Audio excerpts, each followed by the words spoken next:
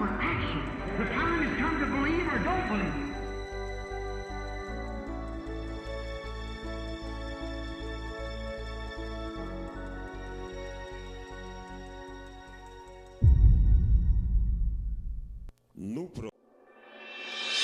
No programa anterior, vimos que o novo nascimento é a única saída para qualquer um que possa crer, tirando de toda a condenação, culpa ou sentença de juízo, qualificando-o totalmente na noiva. Não existe praga, não existe maldição para aquele, presta atenção nisso aqui, irmão, não existe maldição, não existe praga, não existe nada que pode segurar aquele que possa nascer de novo. Qualquer pessoa que nascer de novo, ele escapou da ira de Deus. Eu estou falando do genuíno batismo do Espírito Santo, eu estou falando do genuíno novo nascimento. Se você nasceu de novo, irmão, você escapou. Quando o profeta prediz acerca de 1977, vimos que assim como Deus foi longânimo nos dias de Noé, foi longânimo nos dias dos filhos de Israel no Egito. Ele também tem sido longânimo e paciente nesta era, prolongando também o tempo determinado. O profeta, ele disse que falou sobre a inspiração divina, a data de 77. Ele dá uma data e 77 chega e não acontece nada. O que é que Deus estava fazendo? Será que a igreja estava pronta em 77? Mas Israel não estava pronto. E por causa que eles não estavam prontos, então eles tiveram que labutar por mais 40 anos. 40 anos eles tiveram que labutar lá no Egito. Quando que eles poderiam ter saído 40 anos antes. Se apenas eles tivessem estado prontos. Deus estava pronto, porque o tempo da promessa se aproximou. Deus enviou um anjo à terra para aprontar seu povo para cumprir sua palavra, pois Deus sempre cumpre sua palavra. Notem, como estávamos falando e se aprontando, e 400 anos tinham passado e Deus estava no horário com sua palavra. Deus não estava atrasado. Então nós descobrimos que depois de 40 anos, e eu devo parar aqui só para dizer estas palavras. Ora, vocês podem citar o que eu estou falando, porque eu sei que está sendo gravado na fita lá atrás. A vinda do Senhor já passou bastante da data. A vinda do Senhor já passou bastante da data. Eu creio que já passou há bastante tempo atrás, mas é porque a igreja não está pronta para lhe encontrar. E no programa de hoje, a ira de Deus liberada pela quarta unção. Deus abençoe, irmãos. Estamos acompanhando nesta noite mais uma vez, nesta noite terça-feira, estamos aqui no tabernáculo. Tivemos um probleminha técnico, não pudemos iniciar com a nossa introdução, mas estamos aqui da mesma forma, estamos contentes, estamos felizes de estarmos mais uma vez, tendo essa oportunidade de gastarmos um tempo ao redor da palavra de Deus nessa noite. E antes de nós iniciarmos, gostaria de apenas falar algumas palavras a respeito da nossa reunião de Páscoa, que foi muito maravilhosa, muitas pessoas, muitos irmãos nos visitaram, foi um tempo maravilhoso, Deus falou conosco através de seus ministros e realmente podemos dizer que o Senhor tem se lembrado de nós, não é? Foi muito bom, muito maravilhoso e alguns dos irmãos que vieram para prestigiar este evento conosco aqui, a Páscoa, neste ano de 2015, em um tempo muito marcante para nós, onde todas essas coisas estão acontecendo tão rapidamente, né? Estes sinais no céu, sinais na terra, e tudo isso acontecendo junto com esses grandes eventos, ou este grande evento, como nós poderíamos dizer, que é a Páscoa, não é? A celebração da morte e mais principalmente da ressurreição de nosso Senhor Jesus Cristo. Uma hora muito tremenda, uma hora muito gloriosa, temos visto a manifestação de Deus em seu povo, temos visto Deus se mover de uma maneira muito especial nesses últimos dias e realmente estamos gratos a Deus. Nós temos uma matéria muito importante para falar hoje. Antes de iniciar, eu quero voltar a falar de uma matéria que nós falamos há um tempo atrás aqui, quando nós estamos falando sobre a sétima trombeta, falando sobre a ressurreição dos judeus, falando sobre o grupo judaico, aqueles que o Messias lidou na sua primeira vinda e que ele encerra termina de lidar com eles agora na última metade da 70ª semana, que são aqueles últimos 3 anos e meio, através do ministério de Moisés e Elias. Eu gostaria apenas de voltar e mostrar isso aqui para vocês, que é muito importante. Temos alguns irmãos na nossa plateia hoje, os irmãos lá do Pernambuco, o pastor Marcílio está conosco, o irmão Samuel está conosco lá de São Paulo. Temos também o irmão Wellington lá de Campo Grande, e o irmão Isaac, que está ali acompanhando também, estão aqui nesta noite nos prestigiando. Que Deus abençoe eles, agradeço pela audiência deles aqui também, todos vocês. E vocês que estão nos acompanhando nesta noite também, temos mais irmãos aqui trabalhando, parte da equipe técnica, e eles estão se esforçando, trabalhando o máximo que podem para trazer esse material, esse canal aberto para vocês, para que a palavra de Deus chegue através desse trabalho que nós apresentamos aqui, pela graça de Deus, não é? Então, gostaria de dizer que eu estou muito contente, estou muito feliz em ver a mão de Deus, em ver Deus em seu povo, ver Deus realmente suprindo as nossas necessidades. Mais uma vez agradeço por vossa audiência, vocês que estão nos acompanhando nesta noite, como você percebeu, nós estamos iniciando um pouquinho mais cedo, às 8 horas da noite, e nós estamos realmente reformulando o nosso programa aqui. Queremos que saia da melhor maneira possível para você, da maneira mais confortável e em um formato que seja agradável a todos os nossos ouvintes. Sabemos que o mais importante é a palavra de Deus. E eu peço que você continue orando por nós, oferecendo suas orações, que Deus possa continuar suprindo as nossas necessidades para que possamos estar sempre aqui de pé, compartilhando aquilo que Deus tem dado a nós, não é? Então, lembre-se de orar por nós, tenha suas mãos sempre levantadas pelo ministério aqui, e não só por nós aqui, mas por todos os demais ministros que estão ao redor deste país e da terra também, que têm se levantado para apresentar, para trazer esta mensagem tão poderosa. Nós sabemos que nós somos indignos, nós não somos dignos de carregar tal mensagem, mas, através da eleição de Deus, através de sua predestinação, por sua graça, pelo seu sangue que Ele derramou no Calvário, pelo preço que Ele pagou por nós lá, Ele viabilizou uma maneira, um caminho para que nós pudéssemos alcançar esta graça, isto é, de comparecer em sua presença sem sermos fulminados, sem sermos destruídos, não é verdade?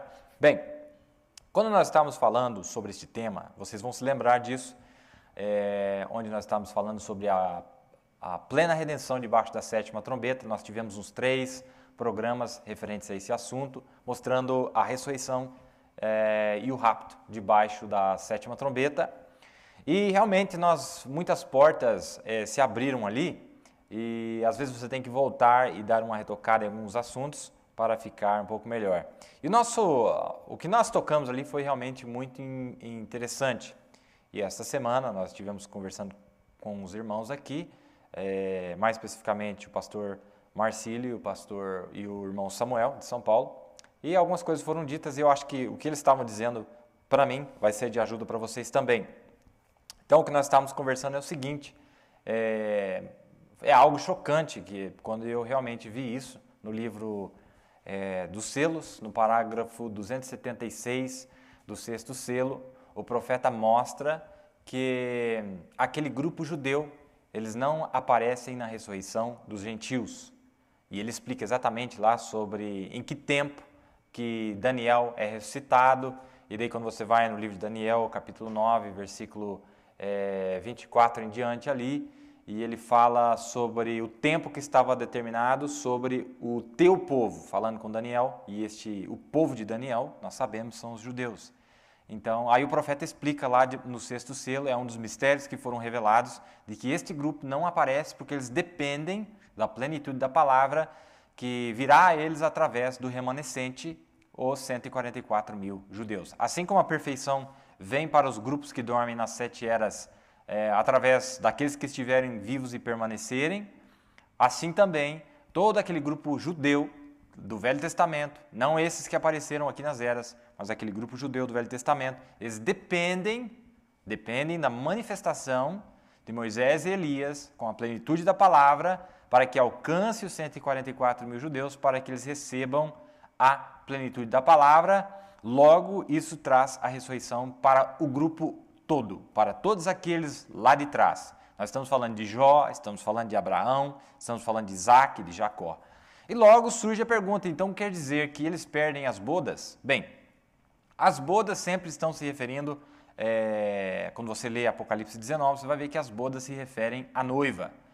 E o profeta usou, eu até mostrei a citação aqui, quando nós estávamos passando pelos estudos, e o profeta disse na mensagem Como Eu Posso Vencer, de 1963, agosto de 63, quando ele está fazendo a comparação entre o grupo eleito dos judeus lá, comparando com o grupo eleito aqui, porque nós sabemos que apenas aqueles que são parte da noiva são aqueles que são ressuscitados, não é verdade?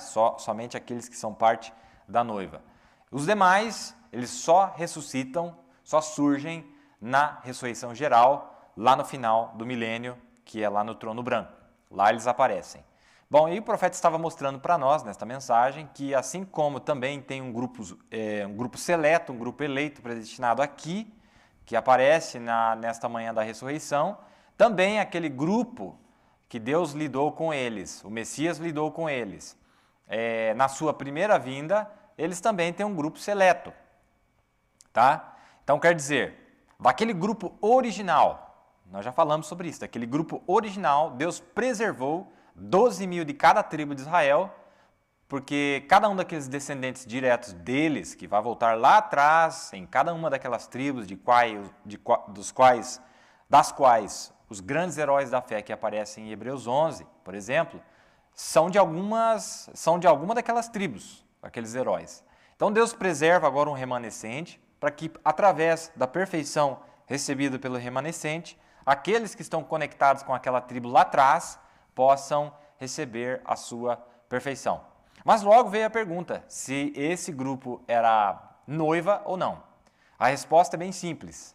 Deus veio para tomar um povo para o seu nome de entre os gentios. Aí o profeta explica o que significa tomar um povo para seu nome, e ele disse que é a esposa que recebe o nome do marido, e etc. Vocês conhecem as escrituras, vocês conhecem as citações. Então prova que a única noiva de Cristo, e aí nós podemos vir lá desde Gênesis até Apocalipse, provando pelos tipos, que a noiva de Cristo ela não é judia, mas ela é gentia. Aí nós podemos mostrar José, a sua esposa, ela era gentia, ela não era judia. Nós podemos mostrar Raabe, por onde a linhagem passou, ela era gentia. Nós podemos mostrar Tamar, que ela era gentia, ela não era judia. Nós podemos mostrar todas essas mulheres, mostrando que para a sua esposa, ele toma o povo gentil. E é nesta mensagem, Como Eu Posso Vencer, o profeta ele mostra apenas comparando os grupos predestinados, e ele diz o seguinte, se nós tivéssemos tempo, nós poderíamos voltar no livro de Daniel, quando Daniel, aquele eleito que havia vencido, e ele disse, o anjo disse a ele, encerre ou feche o livro, encerre o livro, sele o livro, Daniel, pois tu descansarás em tua herança, em teu lote, em tua porção. Tu descansarás em tua porção, mas quando o príncipe vier, o qual se parará pelo teu povo, tu estarás na tua porção, tu aparecerás no teu lote. Agora, qual lote que era Daniel? De que tribo que ele vinha? Então, nós vamos ver lá que ele vinha da tribo de Judá e, no final, ele aparece juntamente com esse remanescente aqui no final. A Bíblia está dizendo aqui, estou lendo a partir de Daniel 12, vamos ver aqui, Daniel 12, diz assim, que é a escritura que o profeta está lendo para nós. Diz assim, e naquele tempo se levantará o Miguel. Agora, deixa eu voltar a falar para vocês. Depois que terminar o programa, pegue o livro dos selos, vá direto ao 6º selo, parágrafo 276, está mais claro do que a luz do sol. O profeta está dizendo, ele explica qual é naquele tempo. Que tempo é esse que a Bíblia está se referindo? O profeta disse, a última metade da 70ª semana. Quando se cumpre aquele tempo, Daniel surge. Em sua herança, em sua porção, em seu lote, certo? Quando ele aparece entre os seus. Muito bem. Então nós vemos aqui, e naquele tempo se levantará Miguel, o grande príncipe que se levanta a favor dos filhos do teu povo, e haverá um tempo de angústia, qual nunca houve, o profeta disse lá no 6º selo, parágrafo 276 em diante, ele diz, ali é a tribulação. desde que houve nação até aquele tempo, mas naquele tempo livrar-se-á o teu povo, todo aquele que for achado escrito no livro. É daí que eu estou lendo. E daí no último verso, se eu não me engano, ele diz assim, exatamente, verso 13. Tu, porém, vai até o fim, porque descansarás e te levantarás na tua herança. A palavra original ali é lote ou porção. Isso significa, ele aparecerá entre os seus.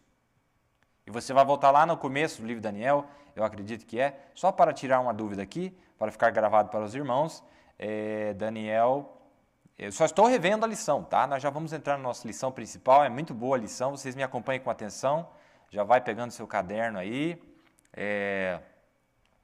vai pegando sua caneta, porque nós vamos entrar em algo muito maravilhoso. Eu acredito que é em Daniel 1, onde fala de que tribo que era Daniel. Se eu não me engano, ele era da tribo, realmente, da tribo de Judá. Depois vocês podem checar isso aí. Eu acredito que ele era da tribo de Judá, que lembra que foi pego os melhores entre os príncipes de Israel e foram levados cativos para a Babilônia. Ele era um dos descendentes da tribo de Judá. Tá? Depois vocês podem ler. Mas quando o Mombrana vai dizendo aqui a sequência, ele diz assim, ó.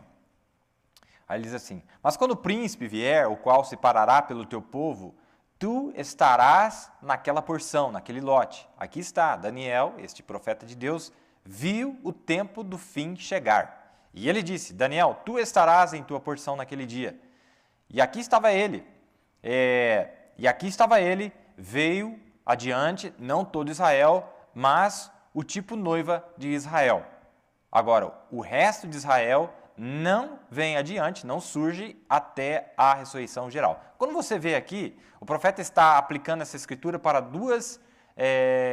a dupla aplicação dessa escritura. No sexto selo, ele mostra a última parte da redenção deste grupo. A primeira parte da redenção para eles já foi alcançada, que foi quando Jesus ressuscitou na sua primeira vinda, tirou eles do paraíso e levou eles para a sexta dimensão, na presença de Deus. Mas esse não é o final da redenção. Daniel ainda está esperando na sexta dimensão, certo? E ele está esperando o quê? A perfeição vir para o remanescente do seu povo, para que ele possa sair da sexta dimensão e voltar à terra. Então, se você captar isso aqui, você vai entender o seguinte, a redenção, a plena redenção, a perfeição só vem para os 144 mil judeus, até eles cumprirem a última metade da 70ª semana. Então fica bem fácil entender que esse grupo não pode vir antes que Deus possa entregar a perfeição para eles. Está vendo aí? Porque está claro lá em Daniel 9, que ele diz assim, ó, Daniel 9, 27, eu acredito que é. Daniel 9, 27 ou 24. 70 semanas estão determinadas sobre o teu povo. E lá em Daniel 12, ele fala de novo, sobre o teu povo. Não é isso? Então, 70 semanas estão determinadas sobre o teu povo. Quando o profeta lê isso aqui, lá nas 70 semanas de Daniel, ou na 70ª semana de Daniel, ele fala, os judeus, todos os judeus. E Deus não lida com esses dois grupos ao mesmo tempo, nem mesmo na ressurreição. A ressurreição dos gentios acontece antes, para livrá-los da tribulação, e a ressurreição desses heróis da fé acontece depois da tribulação, para se reunir com a noiva gentia. Aqui, quando ele cita, ele usa esse termo, e aqui estava ele surgiu, não todo Israel, mas o tipo noiva de Israel, claro, que são aqueles predestinados, todo aquele que se encontrar escrito no livro. Mas eles não são noiva, porque Deus, o profeta diz, Deus veio tirar uma noiva de entre os gentios. Como eu mostrei para vocês, pegue os tipos na Bíblia, você vai entender que realmente. Aí você diz, mas o que eles são então, se eles não são noiva? Bom, quando o próprio Jesus, é o que até o irmão Samuel, acredito que era o irmão Samuel de São Paulo, ele mencionou algo, e ele citou um verso muito interessante, está no livro de Tiago, e diz assim no livro de Tiago, eu guardei quando ele disse, porque quando Deus veio para Abraão, e ele foi chamado de amigo de Deus. E depois em Tiago você vai encontrar Tiago falando sobre isso, e por que ele foi chamado amigo de Deus, né? Por causa de sua fé. Bem vês que a fé cooperou com as suas obras e que pelas obras a fé foi aperfeiçoada, falando de Abraão, né? E cumpriu-se a escritura que diz, e creu Abraão em Deus, e foi-lhe isso imputado como justiça, e foi chamado o amigo de Deus. Tá vendo aí? Perfeito, não é? Isso aí está em Tiago, capítulo 2, versos 22 e 23. Mas tem uma outra escritura que conecta com isso aqui, que é quando Jesus volta no final dos 3 anos e meio, ele se apresenta para os 144 mil judeus, o qual ele vem antes um pouquinho em Moisés e Elias para lhes trazer a perfeição, e veja o que ele diz. E se alguém lhe disser, se alguém perguntar a ele, ao Messias, a Jesus, no final dos 3 anos e meio, que feridas são essas nas tuas mãos? Dirá ele, são feridas com que eu fui ferido em casa dos meus amigos. Está vendo aí? Feridas que eu fui ferido em casa dos meus amigos. Ó a espada, daí tem a escritura aqui, o qual Jesus até citou depois, e ele só não citou a última parte, onde ele citou nos dias da primeira vinda, ele disse assim, ó espada, desperta-te contra o meu pastor e contra o homem, que é o meu companheiro, diz o Senhor dos Exércitos, fere ao pastor e espalhar-se-ão as ovelhas. Aí ele parou bem aí, ele não citou o resto do verso, porque o resto do verso ele só vai citar quando Moisés e Elias aparecer, que diz assim, mas voltarei a minha mão sobre os pequenos, e o profeta disse, esses pequenos é Benjamim, os 144 mil judeus. Volto nas lições lá, que foram lançadas muita coisa boa lá. Até agora eu estou ainda extraindo das vitaminas e proteínas das lições que nós passamos, Deus tem sido muito bondoso conosco, agradeço a Ele muito, porque são coisas que realmente eu nunca esperava que fosse dessa maneira. Está lá no 6º selo, ele fala, parágrafo 276, mostrando claramente que Daniel e o seu grupo, seu povo, não aparece a não ser até o final dos 3 anos e meio. Muito bom, não é? Muito interessante isso aí que nós acabamos de ver. Para provar que realmente Daniel é da tribo de Judá, está aqui em Daniel, capítulo 1, verso 6. Quando fala para pegar os maiorais, os príncipes, os melhores diante do povo de Israel, e o rei lhes determinou a porção diária, isso é no verso 5, depois no verso 6. E entre eles se achavam os filhos de Judá, Daniel, Ananias, Misael e Azarias. Está vendo? Então, realmente, Daniel é da tribo de Judá, como nós havíamos mencionado. Está ali em Daniel, capítulo 1, versículo 6. Muito maravilhoso, não é? Voltem nas lições que vocês não vão se arrepender, tá? Eu prometo para vocês, foi muito bom que as lições que nós passamos e nós aprendemos muita coisa e importante. E sabe, uma verdade, eu costumo dizer, quando ela é realmente revelada, ela se vindica porque ela abre outras verdades. Ela traz mais verdades à tona e você não tem mais fim. Lembra que o profeta disse no livro das Esdras, ele disse que a revelação é como os fogos, né? Os fogos, quando eles explodem, então de cada uma daquelas explosões, de cada uma daquelas bolas de fogo, sai mais 5. E de cada uma daquelas 5, sai mais 5. E de cada uma daquelas 5, sai mais 5. Isso aí vamos dizer assim, é uma dica que o profeta nos deu para mostrar o que é uma revelação verdadeira. Ela vai abrindo, vai explodindo, vai abrindo, são portas que se abrem, como eu estava falando com o pastor Samuel, lá de BH, e foi o que ele disse para mim, falou, irmão Neville, eu vou estudando e vai abrindo, e você fala, o que eu vou fazer agora? Eu vou, nisso que eu estou falando, eu vou abrir vou começar a fuçar em todas essas portas que se abriram. Eu falei, aí está nas suas mãos, se você pode tocar nas portas, você pode continuar onde você está, não é? Mas o que nós estamos tentando fazer é realmente dar uma pincelada aqui, uma pincelada lá, para, vamos instigar a sua fé, para que você mesmo possa fazer o seu estudo, ir atrás, buscar as respostas e ver que isto tudo é muito maravilhoso, é a verdade, e isso ajuda, nos encoraja na hora que nós estamos vivendo, não é verdade? Muito bem, tudo isso que nós temos falado, que nós estamos vendo aqui nesse programa, que Deus tem feito nos ministérios, nos ministros, os grandes ministros de Deus, posso dizer o nosso ministério aqui, todos os esforços que têm sido feitos, todo o investimento que tem sido empregado aqui, tanto físico, quanto espiritual, quanto financeiro, através do desejo do pastor Maia, mais exclusivamente aqui, nós agradecemos a Deus por isso estar acontecendo, mas também gostaríamos de lembrar os demais ministros que têm dado sua mão de apoio para nós, têm sempre lembrado de nós, e eu poderia mencionar aqui o nosso grande amigo pastor Vanderlei, sempre está lembrando de nós lá, ele menciona sempre, e até enviou o irmão Samuel aqui para nós, estar passando um tempo conosco, que nós agradecemos.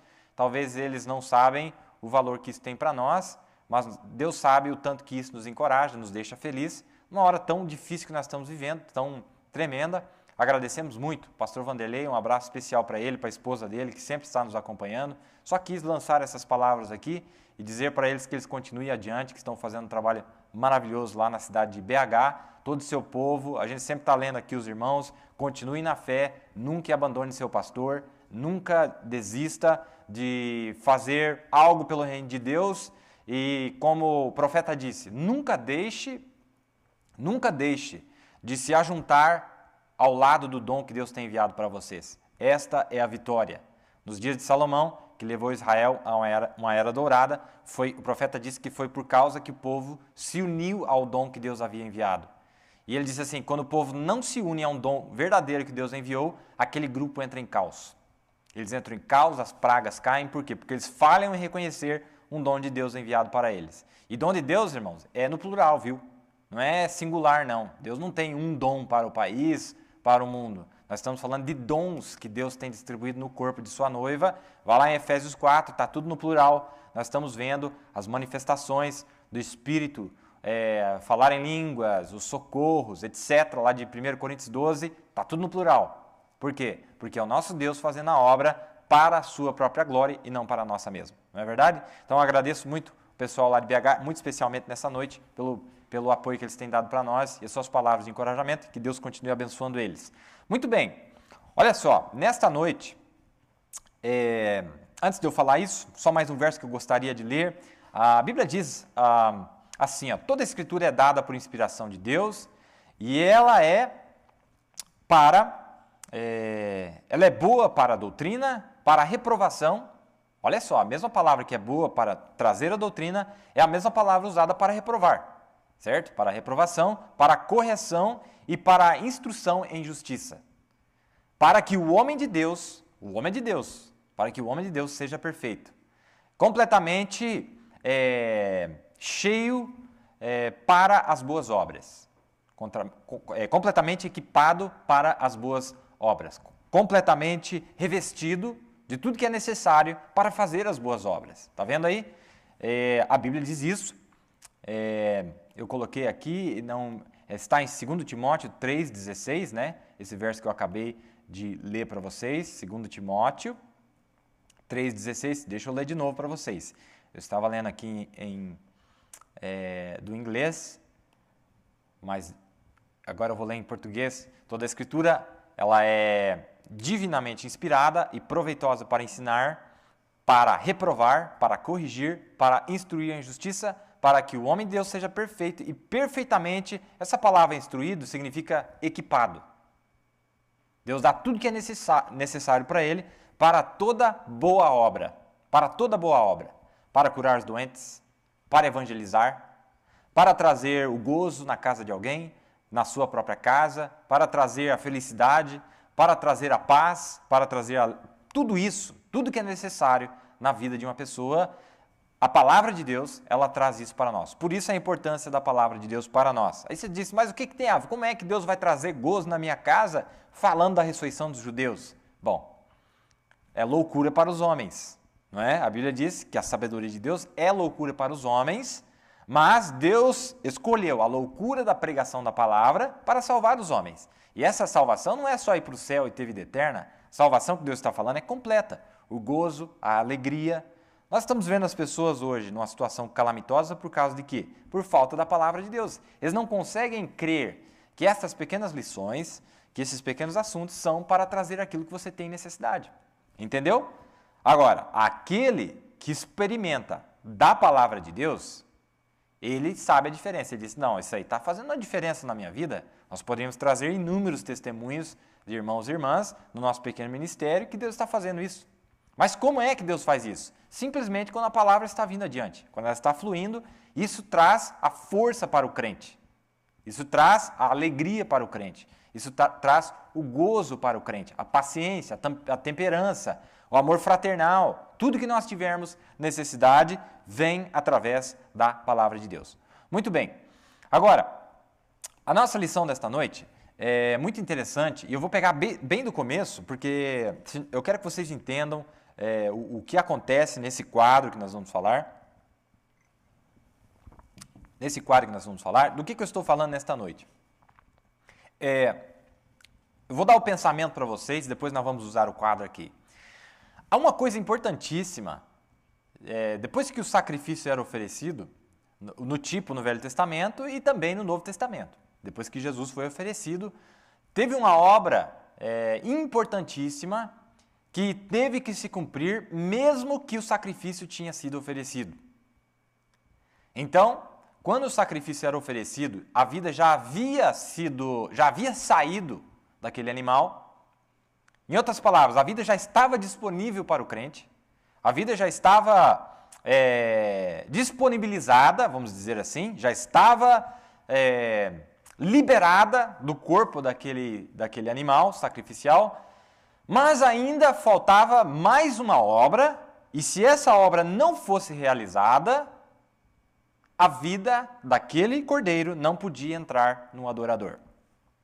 Faltava mais uma obra a ser realizada, entre aquela vida aquele sangue ser derramado e aquela vida entrar no adorador, o qual aquele animal, aquele cordeiro, havia morrido por ele. O que o Mobile está falando? Vamos detalhar aqui, certo? Então é muito interessante. Para fazer isso aí, eu peguei desde o começo para vocês e eu espero que vocês gostem do que nós vamos falar nesta noite. Eu quero que vocês prestem atenção. Nós vamos usar o quadro agora, eu posso usar o quadro aqui, e eu vou estarei lendo para vocês uma descrição breve aqui do tabernáculo no Velho Testamento, porque daí nós podemos fazer um desenho e vocês vão entender perfeitamente aquilo que nós estamos falando, certo?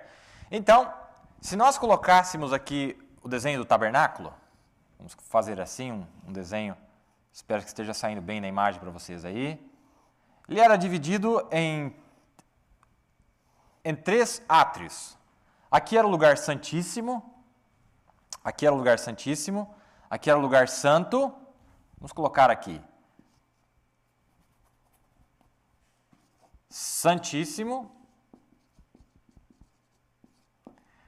Depois aqui o lugar santo. E depois aqui o átrio exterior. Átrio exterior. Tem muitos detalhes que poderíamos gastar a noite inteira falando aqui, mas eu vou para o que nós queremos falar nesta noite. Tudo bem. Aqui fora tinha uma pia de bronze na entrada e aqui tinha um altar de bronze. Presta bem atenção. O que tinha aqui, os utensílios, o altar e a pia era de bronze, aqui. Mas por que era de bronze e o que acontecia aqui? Certo? Bom, aqui é onde se lavava o sacrifício e aqui é onde o sacrifício era morto. Aqui em cima deste altar de bronze. Certo? Depois que o sacrifício era morto, ele tinha que ser aceitável. E isso se demonstrava pelo fato de que ele era queimado. Queimava aquele animal, aquele sacrifício. E esse fogo que tinha aqui, vamos fazer assim como se fosse um fogo, tá? Esse fogo que saía aqui e queimava este animal aqui pelo lado de fora, o sacerdote entrava por aqui, certo? Ele pegava essas brasas que estavam aqui no altar, as brasas que haviam queimado esse sacrifício, esse animal, e ele entrava no segundo átrio com essas brasas dentro de um incensário de ouro. Então ele coletava as mesmas brasas que havia queimado o sacrifício, mostrando que o sacrifício havia sido aceito. Mas olha a importância disso aqui. Porque aqui fora estavam as pessoas, vou desenhar um homenzinho aqui, e ele estava esperando o quê? Qual que era o propósito final do sacrifício oferecido por ele, pelo adorador? Ele tinha que apresentar um animal. Qual que era? De que a vida desse animal aqui, que estava morrendo ao invés dele morrer, a vida dele pudesse voltar sobre o adorador. A vida era liberada para voltar sobre ele. Muito bem. Mas aí você pergunta, mas irmão, aqui nós já vemos que o animal foi morto. Eu estou falando da cruz. Jesus já tinha morrido. O Espírito Santo já havia caído em Pentecoste. Está vendo? Pois é, só que aquela vida não podia ainda voltar sobre o adorador. Mas já está morto o sacrifício, Jesus já morreu na cruz. O sacrifício já foi imolado, já foi lavado, já foi provado. Deus vindicou, em Pentecoste o fogo caiu lá. Muito bem. Só que não é o final da redenção ainda. Não. Aí o que o sacerdote tinha que fazer? O mesmo sacerdote que oferecia o animal pelo adorador, ele entrava aqui dentro, no primeiro átrio, ele que sacrificava o animal, ele que fazia tudo aquilo ali, lavava o animal. Cristo fez tudo isso. Cristo deu a sua própria vida. Não foi alguém que pegou ele e levou para a cruz. Ele disse, eu dou a minha vida e tomo-a de volta, mostrando que ele era o sacerdote, mostrando que ele era o sacrifício, mostrando que ele era tudo isso que tinha aqui. Ele era o altar de bronze, ele era a pia de bronze, ele é os utensílios, ele é tudo isso aí. Ele é a brasa do altar, tudo bem. Mas vamos lá. Então o sacerdote entrava aqui e ele matava esse animal, o cordeiro. Mas agora, para completar a obra, para que esta vida pudesse entrar no adorador, é o seguinte, isso que estava aqui, era para abrir o véu entre Deus e os homens, que era a vida de Deus voltar sobre o adorador. Então o que ele fazia? Ele vinha e pegava um incensário, que era talvez algo como que para coletar algo mais ou menos dessa aparência, e ele coletava, isso aqui tinha um cabo, e ele coletava isso aqui, as brasas ficavam aqui dentro, tá vendo? Ele coletava aqui de cima do altar e ele entrava com esse incensário das brasas do altar de bronze, ele entrava aqui dentro.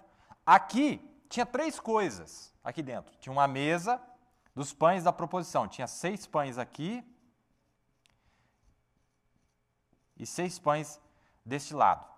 Então era 12 pães, os 12 pães da proposição, que representam 6 desse lado, 6 daquele lado, os 66 livros da Bíblia. Tá vendo aí? 6 de um lado, 6 do outro, 6 e 6, 66 livros. Isso aqui estava em cima da mesa de ouro. Desse lado de cá ficava o candelabro, tá? Vamos desenhar um candelabro aqui. Desse lado de cá ficava o candelabro, também de ouro. Presta atenção, aqui tudo era bronze. Aqui tudo era ouro, mesa de ouro, era madeira por dentro de acácia, revestida de ouro por fora. Aqui era de ouro, o candelabro todinho de ouro, tá? E aí, aqui na frente, tinha outro altar. Esse era de bronze e esse era de ouro. Aqui tinha 4 pontas no altar. Ele pegava a brasa do altar que estava lá e pegava o sangue derramado do animal e levava lá e ele tinha que molhar as pontas do altar. Ele molhava essa ponta, essa ponta, essa ponta e essa ponta. E essas brasas que estavam aqui que eu quero chegar. Muito interessante. Isso aqui é muito interessante, muito maravilhoso. Eu estou falando que a redenção, a vida não retornava sob a adoração. A vida já estava pairando por ele. A vida já estava parada entre ele e a ira de Deus. Mas não havia ainda entrado nele. Certo? Isso se chama ministério de mediador. A mediação por ele.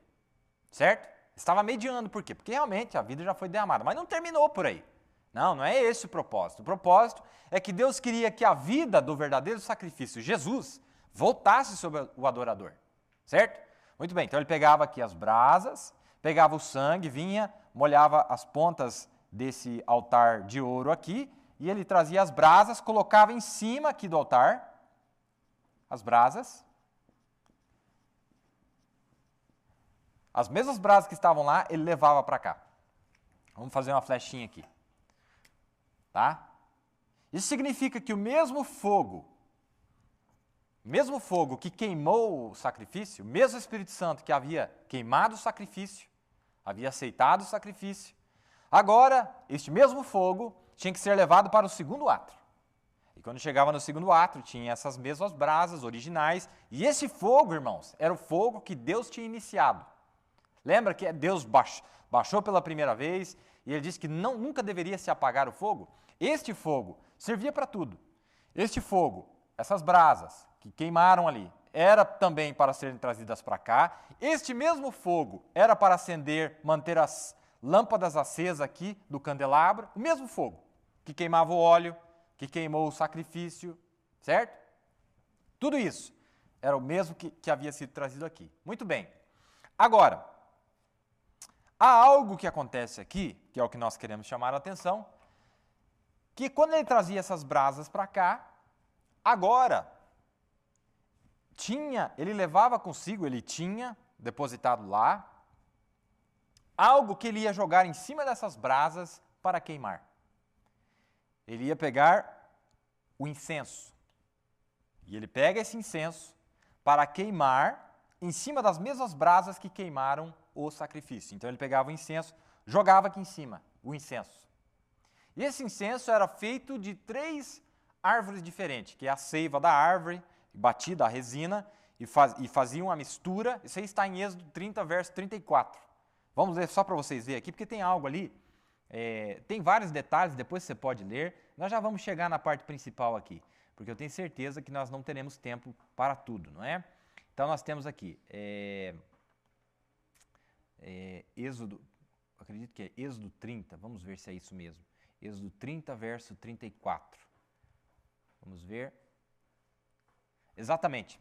Disse mais o Senhor a Moisés: toma especiarias aromáticas, estoraque, ionícia e gálbano. Estas especiarias aromáticas e o incenso puro em igual proporção. Então o incenso era misturado com 3 especiarias aqui em cima, que é o que produzia uma fumaça. Certo? Essa fumaça estava aqui no segundo átrio, está vendo? Aqui dentro nós tínhamos a Arca da Aliança. Aqui é outro altar, ó, 3 altares. Está vendo aí? 3 altares, de bronze, de ouro e a Arca da Aliança aqui. Essa Arca da Aliança é onde as tábuas da lei estavam dentro, onde a vara de Arão também estava lá, etc. Aqui era o lugar santíssimo, aqui é onde Deus estava. Agora, Deus tinha que examinar, ele tinha que testificar de que a vida que foi oferecida aqui, esta vida que morreu no lugar do adorador, tinha que ser aceitável a ele. Agora, aqui ele derramou sangue, ali ele pagou o preço, não é?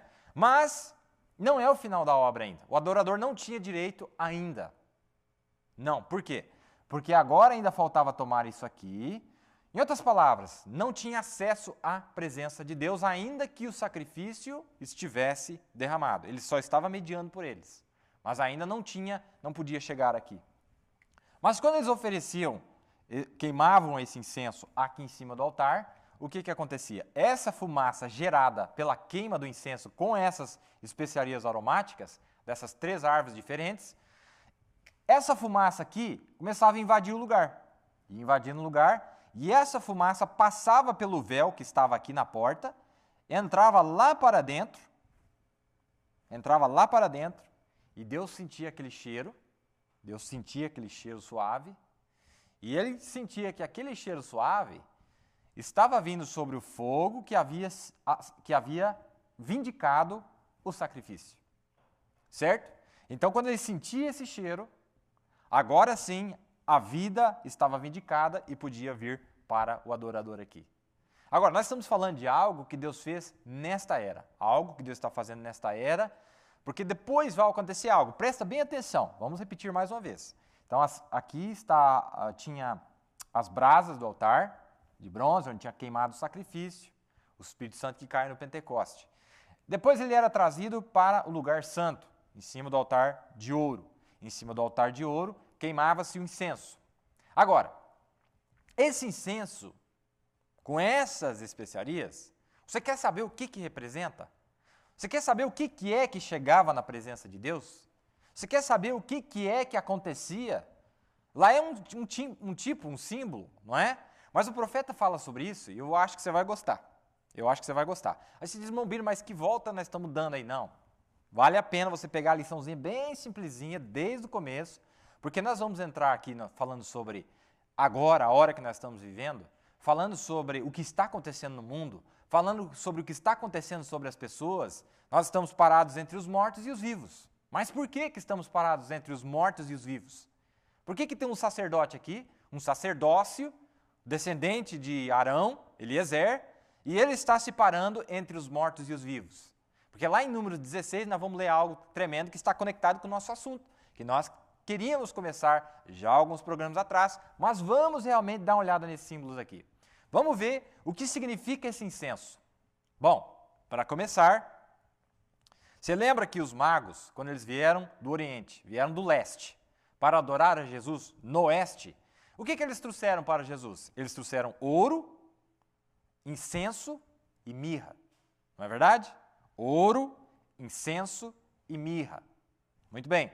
O profeta fala disso na mensagem, eu vou ler para vocês aqui agora. Presta bem atenção, nós já vamos voltar no nosso quadro ali. Calma lá que nós já vamos chegar em algum lugar, não se preocupa não, tá bom? Vamos lá então. Está aqui na mensagem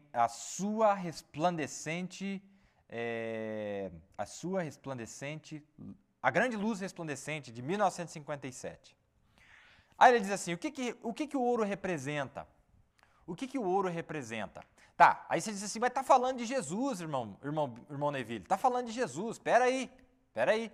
A noiva é igualzinho ele. A noiva é Cristo. Tudo o que Cristo não é rei? Ué, mas nós governaremos no milênio com ele. Nós estaremos reinando com ele no milênio. Tudo o que Cristo é, tudo o que Cristo é, a sua natureza, a sua personalidade, tudo que ele é, a sua esposa tem o mesmo caráter. Veja bem, o profeta diz assim, o que o ouro representa? O ouro representa que ele era rei. O ouro representa que ele era rei. Não era para ele se fazer rei, ele já nasceu rei. Ele era o rei eterno de Deus, ele era o rei, e então eles ofereceram ouro. E eles ofereceram incenso, está falando dos magos aqui. Eles ofereceram incenso, que é um perfume muito caro, o melhor que se podia conseguir. O que significa o incenso, o perfume? Lembra que aquele perfume, quando queimava no fogo, quando batia no fogo, aquele cheiro invadia todo o tabernáculo, entrava lá no lugar santíssimo, onde estava a glória Shekinah, a presença de Deus, e Deus sentia aquele cheiro, e era um cheiro agradável. Né? O que é o incenso? Ele diz assim, ó, o incenso, o perfume, era a fragrância de cheiro suave a Deus, pois ele andava, falando de Jesus, pois ele andava curando os doentes e fazendo o bem. O ouro, porque ele era rei, e o incenso, porque ele era um cheiro suave a Deus. Sua vida tanto lhe agradou que Deus respirou de sua santidade e beleza, pois era a sua própria santidade refletida nele. Era a santidade de Deus que estava se manifestando em Jesus, não é? E Deus vindicava aquilo, que ele curava os doentes, ele fazia o bem, um varão poderoso em obras, não é? Aí ele diz, agora eles deram mirra também. Todo mundo sabe que a mirra é bem cara. E o que representa a mirra? O seu grande sacrifício supremo, não é? Sua grandiosa vida esmagada, jovem, no Calvário, onde os pecados do mundo o moeram em pedacinhos. O ouro porque ele era rei, e o incenso por causa de sua vida dócil e amável, e mirra por causa de seu sacrifício por pecadores, de que ele morreu. Muito bem, isso aqui está na mensagem A Grande Luz Resplandecente, de 22 de dezembro de 57. Espera aí então. Significa então que aquele incenso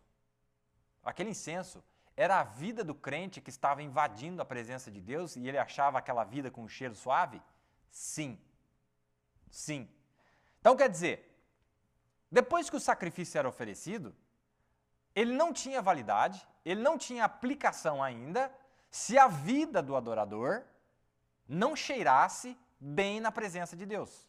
Se aquele incenso não chegasse na presença de Deus, ainda que a parte que Deus já tinha feito já estava oferecida, alguém já tinha pago o preço pelo pecado, mas ele não tinha feito antes que aquela vida cheirasse bem na presença de Deus. Irmãos, qual que é o ministério da noiva hoje?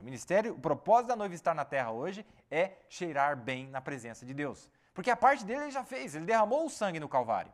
Ele pagou o preço, ele deu evidências de que ele morreu. Mas falta cumprir-se algo. Algo falta cumprir-se ali. Falta o quê? A vida do crente. Jesus cumpriu a parte dele. Ele está falando de Jesus aqui. Ele saiu fazendo boas obras, curando os doentes. E os sinais seguirão aqueles que creem, não é isso? Bom, quando nós cumprirmos esta parte da Escritura, toda a Escritura, então significa o quê? Que esta vida está chegando na presença de Deus, esta vida está chegando na presença de Deus como um cheiro aromático, aí sim é o final da obra da redenção. Você está entendendo? O que acontece aqui então, irmãos? O irmão Brando vai explicar mais detalhadamente para nós. Quando aquele sangue era oferecido lá atrás, foi lavado o animal, foi morto o animal, traz o sangue dele, coloca ao redor, nas 4 pontas do altar, mas agora faltava aquela vida dar um testemunho na presença de Deus, comprovando que realmente ela aceitou o sacrifício. Está entendendo? Comprovando que ela aceitou o sacrifício, porque aquele que aceita o sacrifício, ele dá sinais. Então, basicamente, o que nós estamos falando aqui é o acesso a Deus era aberto através da vida apresentada. Quando se apresentava a vida vivida, quando se apresentava algo autêntico da natureza de Deus na vida de alguém, isso significava que o acesso entre Deus na glória Shekinah e o sangue dele lá fora, agora se conectava. Deus estava recebendo não o sangue, porque o sangue ele aprovou, ele recebeu, mas agora ele estava recebendo alguém que reclamava dizer que aquele sangue havia sido derramado por ele. Está vendo a diferença? Deus aceitou o sacrifício no Calvário, lá no primeiro átrio, derramou o fogo, queimou o sacrifício, tudo aquilo aconteceu em Pentecoste. Mas agora a outra parte tinha que se cumprir agora Deus tem que aceitar as reclamações de alguém que disse que aceitou aquele sacrifício. Aí quando nós chegarmos em Apocalipse 8, você vai entender o que está acontecendo ali. Lá em Apocalipse 8 tem uma cena maravilhosa e eu estou passando tudo isso para ver se nós conseguimos chegar lá, não é verdade? Tudo bem. Então é isso que o profeta disse para nós. E mostrando que esses elementos, o ouro, a mirra e o incenso, é a vida de um verdadeiro crente. Quando Cristo está na vida de alguém, é isso que ele vai manifestar. Ele estará morto para si mesmo, não é? Completamente morto para si mesmo. Ele estará manifestando a vida de Cristo e ele terá domínio sobre todas as coisas, sobre todas as situações, sobre todas as circunstâncias. É disso que fala o ouro, domínio completo, não é? É disso que fala a mirra, estar morto completamente para si mesmo. E é disso que fala o incenso, que é uma vida suave, agradável a Deus, onde ele pode cheirar aquele sacrifício e falar assim, este aqui, aquele sacrifício está conectado com este aqui. O sacrifício está lá. Agora Deus quer saber quem é que está conectado com aquele sacrifício e quem é que não está. Aí quando você lê Número 16, lá houve a separação.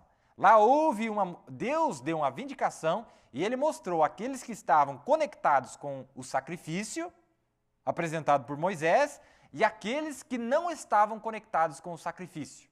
Não. Ainda que eles pegaram as brasas lá do primeiro átrio, levaram lá na presença de Deus, lá na entrada do lugar santíssimo, dentro dos seus incensários, mas a terra mesmo assim se abriu e engoliu eles. Não, porque a vida deles, o sacrifício estava certo. Fundamentalmente eles estavam certos, mas a vida deles era caótica. Eles se levantaram contra o profeta de Deus, eles não creram no homem vindicado por Deus naquela hora. Muito bem, vamos ver mais o que podemos falar aqui antes de entrarmos em mais algo aqui. Então nós vemos que é o que está acontecendo. Olha só, esse homem que entrava lá, era o único que podia, por um simples fato, porque ele era o único que era comissionado pelo próprio Deus. Ninguém mais podia fazer aquilo. Agora, nós estamos falando de um povo comissionado, nós estamos falando de um grupo que foi comissionado por Deus para carregar essa mensagem. E nós estamos mostrando um grupo que não foi comissionado, Números 16. Um grupo que foi comissionado e um grupo que não foi comissionado. No livro de Isaías, você vai ver que é aquela mesma brasa lá, do altar, que o anjo voou rapidamente, pegou a tenaz. A tenaz é aquele ferro que você usa para pegar a brasa. Ele pegou aquele ferro, voou, foi na boca de Isaías e tocou os seus lábios para limpá-lo, não é verdade? Para tirar, o profeta disse, para tirar a sua iniquidade. Ele disse, ai de mim, homem de lábios impuros. E a partir daí ele entra na sua comissão. Então, cada um de nós, este anjo tem que ter vindo a nós com essa tenaz, com o fogo do altar, com aquela brasa original, o mesmo fogo que queimou o sacrifício lá na cruz, é esse mesmo fogo que Deus usa para vir limpar nossos lábios, limpar nossas vidas e comissionar-nos. Irmãos, os membros da noiva são os únicos comissionados. Ninguém mais é comissionado. Ninguém mais é comissionado. Olhe lá em Números 16, era a mesma mensagem, o grupo chamado debaixo de Moisés, mas eles não eram comissionados. Eles não tinham autorização para fazer aquilo lá. Deus não aceitou a obra que eles estavam tentando fazer, porque eles não eram comissionados. Agora, tem um grupo na terra hoje, irmãos, e esse grupo é comissionado. Deus levantou eles para que eles cumpram isso. Cumpram o quê? É Cristo neles. Aqui que está, irmão. É Cristo neles realizando toda esta obra aí.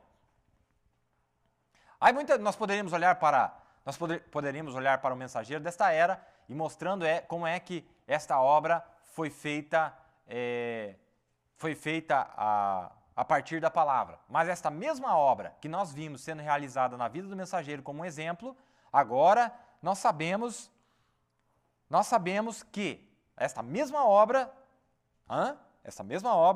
agora tem que ser realizada na vida de cada um dos eleitos.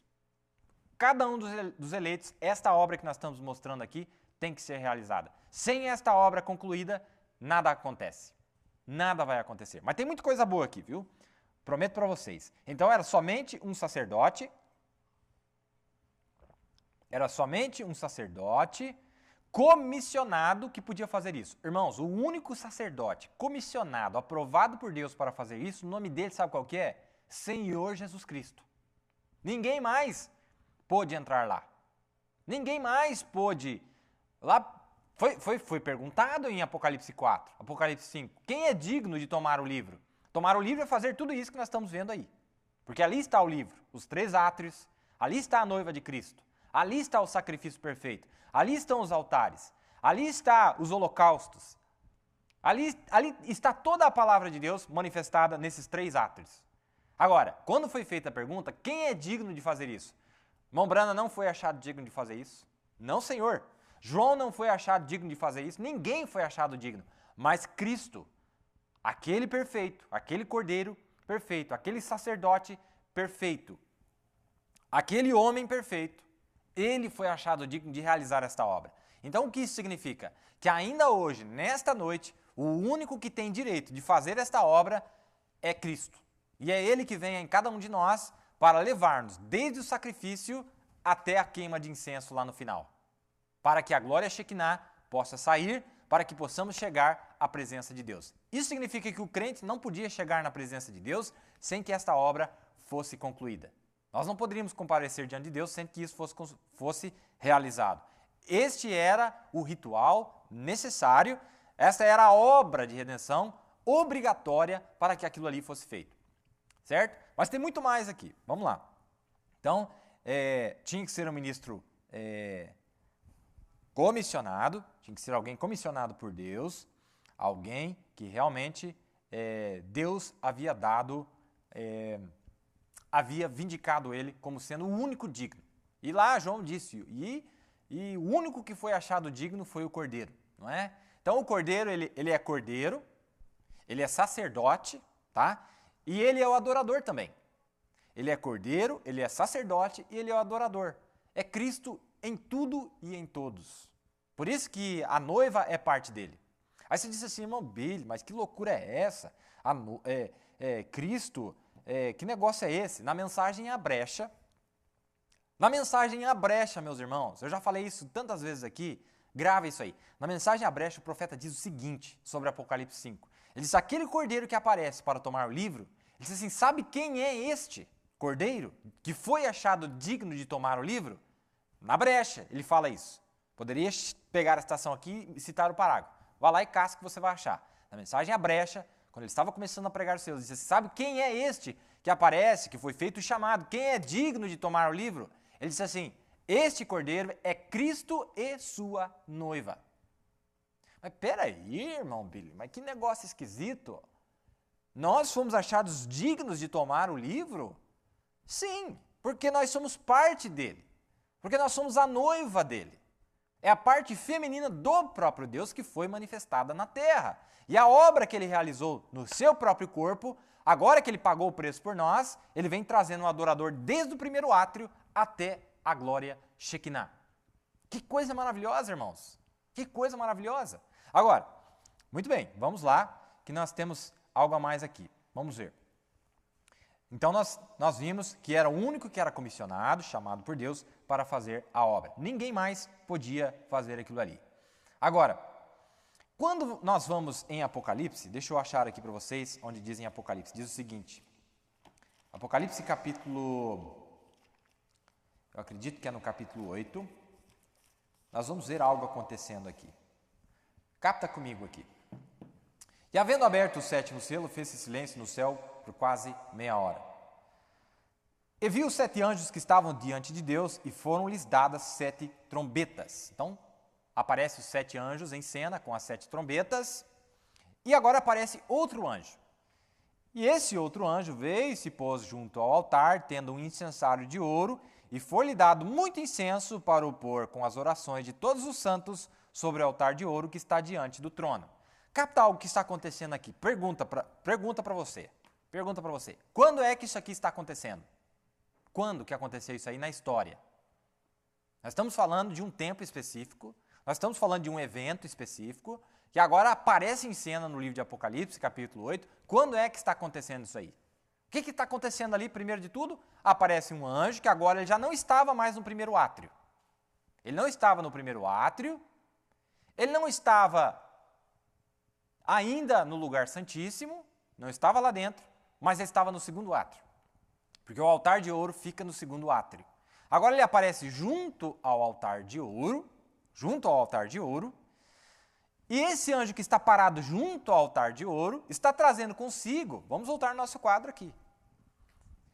Ele já havia passado pelo oferecimento do sacrifício, já havia queimado o sacrifício, isso significa que a cruz já havia passado, que Jesus já havia se oferecido por todos nós. Mas agora, esse anjo aparece aqui, ó, na entrada do lugar santíssimo, bem na entradinha do lugar santíssimo, e ele estava vindo com o incensário, com essas brasas do altar, e agora foi entregue para este anjo muito incenso, que são as orações dos santos.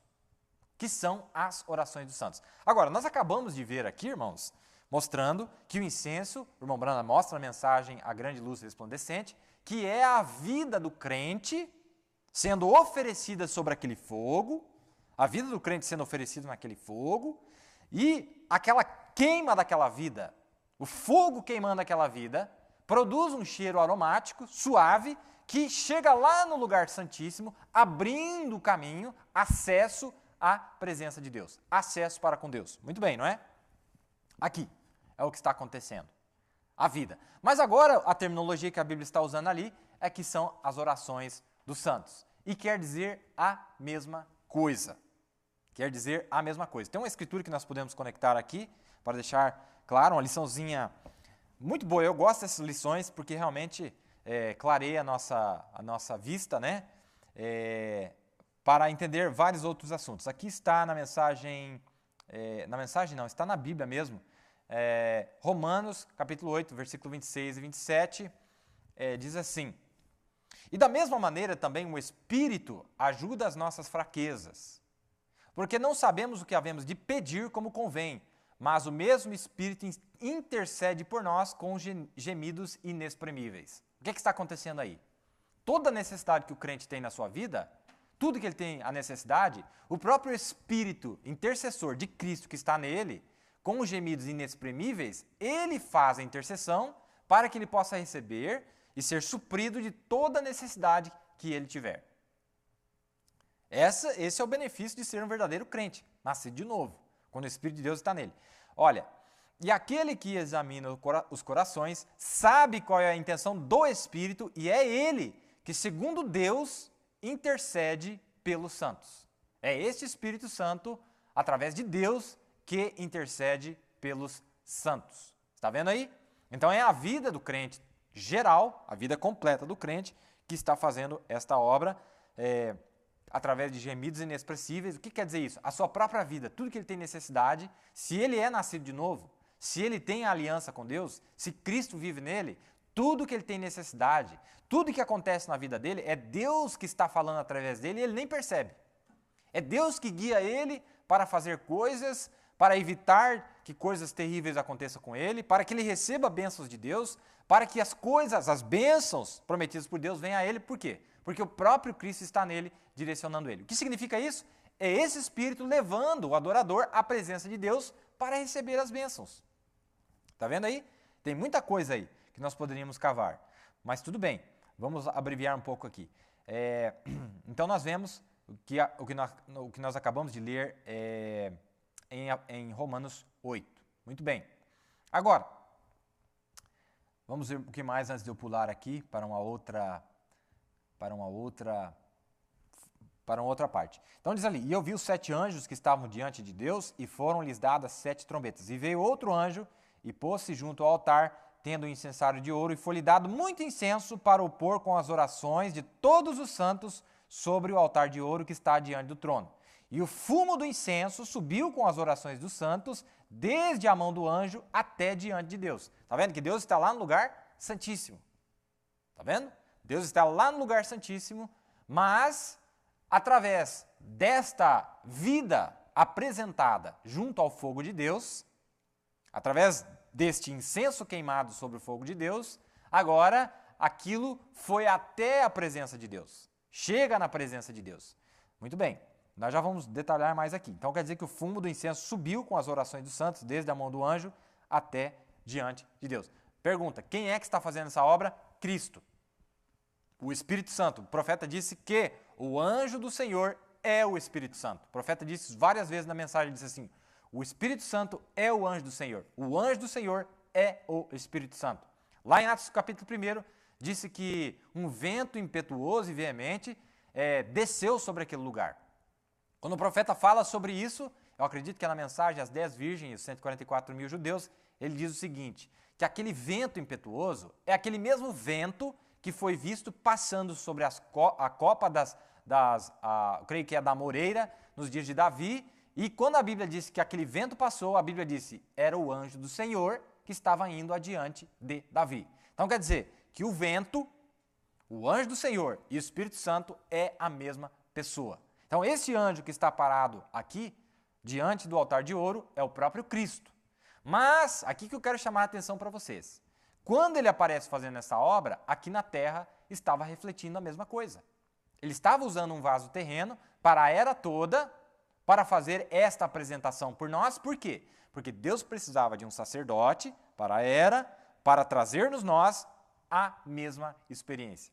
Então aqui nós vemos que quem aparece no começo desta era, fazendo esta obra, era o Espírito Santo, na rua Azusa, quando o fogo cai, e ele vem adiante fazendo essas obras, para-se ali diante do altar, e vai adiante. Nós vamos ver que na terra, Deus já começa a usar um homem, um vaso, para mostrar, manifestar o que ele estava fazendo naquela dimensão. Para mostrar isso, é só você ler, eu acredito que é Mateus capítulo 2, onde fala sobre o anjo de Deus ter aparecido para Zacarias, e o que o anjo de Deus estava fazendo naquela outra dimensão, Zacarias estava refletindo aqui nesta dimensão. Entende? Ele era um sacerdote aqui na terra e ele é o sacerdote celeste. E o sacerdote celeste, fazendo a sua obra, ele estava mostrando aqui na terra o que ele estava fazendo através do ofício lá de Zacarias. E o que foi que o anjo disse para ele? As tuas orações foram ouvidas. E daí quando o profeta menciona sobre isso, o profeta disse assim, Deus tinha visto a vida de Zacarias. Deus tinha visto como é que Zacarias tinha tido uma vida cristã. As orações aqui, irmão, não é você botar teu joelho no chão e orar uma vez por semana, quando você vem na igreja. Não, essas orações é esse que Romanos está dizendo para nós, por gemidos inexpressíveis. É a tua vida diária. Tudo que você está fazendo na tua vida diária, você está orando a Deus, você está pedindo a Deus, Você está chegando à presença de Deus, você está apresentando a tua vida diante desse altar de ouro, para que, através do fogo do Espírito Santo, através da unção do Espírito Santo, esta vida possa chegar na presença de Deus e Deus ter aquilo como um cheiro suave, como um cheiro agradável, a sua vida cheirando agradavelmente para Deus. Mas nós estamos falando de coisa muito mais profunda do que você pode imaginar aqui, irmãos. Estamos dando um pequeno mapinha aqui para nós entendermos algo mais adiante. Aqui aparece este anjo e ele está ali no altar de ouro. Agora, você quer ver algo mais maravilhoso para provar quando essas coisas estão acontecendo, meu irmão? Você quer ver isso acontecer? Aqui ele aparece no altar de ouro. Aqui aparece ele oferecendo o incenso, que são as orações dos santos. Tá, aqui não tem todos os detalhes do que está acontecendo. Mas eu vou falar algo impactante para vocês aqui, tá bom? Volta um pouquinho em Apocalipse 5, que eu quero mostrar algo para vocês aqui, que vocês vão gostar. Em Apocalipse 5, diz assim, ó, vamos ver, olha aqui, ó, no versículo 7 diz assim, ó, ou no versículo 6, e olhei, e eis que estava no meio do trono e dos 4 animais viventes e entre os anciãos um cordeiro como havendo sido morto. Olha que perfeito o nosso quadro aqui, irmãos. Que Deus nos ajude nessa noite. Olha que perfeito o nosso quadro aqui. Está vendo que a Bíblia está dizendo que tinha um cordeiro lá como havendo sido morto? Então significa que essa obra aqui todinha já tinha acabado, já tinha sido feita. Então nós estamos falando de um evento depois do Calvário. Não é? Já tinha sido imolado um cordeiro como havendo sido morto. Mas não tinha ainda aparecido ninguém para tomar o livro. Quem é o livro? O profeta disse, as palavras do livro é o crente. O que faltava acontecer, irmãos? A vida de todos os crentes, desde Éfeso até a última era, faltavam agora serem todas as vidas, irmãos. Não é só a nossa não, viu? Todas elas, agora o fogo de Deus tinha que bater naquelas vidas registradas no livro. E quando aquilo batesse, os registros daquelas vidas, as orações daqueles santos, os gemidos inexprimíveis, desde Paulo até William Branham aqui no final, tinha, e os grupos, todo mundo que faz parte do seu grupo, este fogo tinha que bater na vida deles, e aí o que tinha que acontecer? A fumaça. Sabe o que é a fumaça, irmão? É a nuvem. A nuvem é a confirmação de que o fogo bateu aqui, ó. Sabia? A nuvem você vai voltar lá no livro de Crônicas, você vai entender. Quando batia o incenso, a vida do crente, irmão, bate nesse fogo aqui, forma a nuvem. A nuvem aparece. E quando essa nuvem aparece, cobre o tabernáculo inteiro, e o profeta chega a dizer que o cheiro, essa nuvem tem cheiro, viu? Não é só uma nuvem de glória não que aparece, ela tem um cheiro. Quando uma influência, leia a mensagem influência que o profeta fala disso. Essa influência que batia aqui, olha o que o profeta diz. Aí estava todo mundo aqui fora, que não conseguia ver nada. Estava todo mundo ali esperando. A essa altura, nós sabemos que esse sacrifício foi oferecido, todo mundo viu. Jesus foi levado além dos portões e viu que o sacrifício foi oferecido, não é? Muito bem, já foi oferecido. Mas eu não vi a fumaça ainda. Eu não vi a glória ainda. Eu não vi esta grande nuvem invadir o tabernáculo. Está entendendo, irmão? Eu não vi ainda. Mas, irmão, na hora que esse mesmo fogo que tinha queimado aqui, batia aqui, meu irmão, essa fumaceira aqui, essa glória ia aumentando, e o profeta disse, essa glória que estava aqui, saía lá fora na congregação. Ele sentiu o cheiro lá de fora. Aí o povo já começava a pular de alegria, já começava a regozijar. Por quê? Porque agora eles sabiam que o caminho das orações, da vida deles, não da vida do cordeiro, da vida deles, o caminho da vida deles que eles estavam querendo apresentar para o Senhor, porque não é só a vida do cordeiro apresentada, irmão, é a vida do cordeiro mais a vida do adorador. Está entendendo? A vida do cordeiro mais a vida do adorador que era apresentado. Aqui era a confirmação de que Deus tinha aceitado a vida do cordeiro. E aqui é a confirmação que Deus aceitou a vida do adorador. Entendeu a diferença? Então ele pegava lá as brasas, trazia para cá, batia em cima, o incenso fazia a fumaça, invadia e saía lá fora. Quando saía lá fora, todo mundo regozijava. Por quê? Porque a vida do adorador agora, irmão, ele sabia que estava indo além do véu. sabia que o cheiro estava indo além do véu, e agora nós tínhamos a vida do Cordeiro, mais a vida do adorador apresentada diante de Deus. Agora, vamos falar algo aqui que a Bíblia vai mostrar para nós, que é magnífico. É magnífico. Você sabia que aqui, ó, nesse espaço de tempo aqui, tá vendo esse candelabro aqui? São as 7 eras da igreja. A vida de cada um dos membros, escritos no livro da vida do Cordeiro, desde antes da fundação do mundo, que viveram durante as 7 eras da igreja, a vida de cada uma desses aí, tá? A vida de cada um desses eleitos ficaram guardadas dentro desses instrumentos aqui, ó. Quer ver o que acontece aqui? Vamos ver aqui, ó. Apocalipse 5. Apocalipse 5 diz assim, ó. Tá, aí eu estava lá, vimos que o cordeiro já estava imolado no verso 6 e tal. E veio e tomou o livro da destra do que estava sentado no trono. E havendo tomado o livro, os 4 animais e os 24 anciãos prostraram-se diante do cordeiro, tendo todos eles harpas e salvas de ouro cheias de incenso, que são as orações dos santos. Tá vendo aí? Ó, tendo todos eles harpas e salvas de ouro cheias de incenso, que são as orações dos santos. E cantavam um cântico novo, dizendo: digno és de tomar o livro e de abrir os seus selos, porque foste morto e com teu sangue compraste para Deus homens de toda tribo e língua e povo e nação.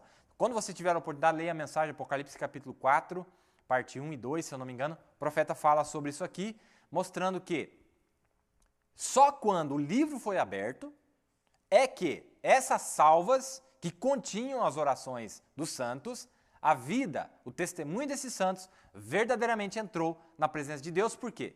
Nós somos parte de uma noiva só.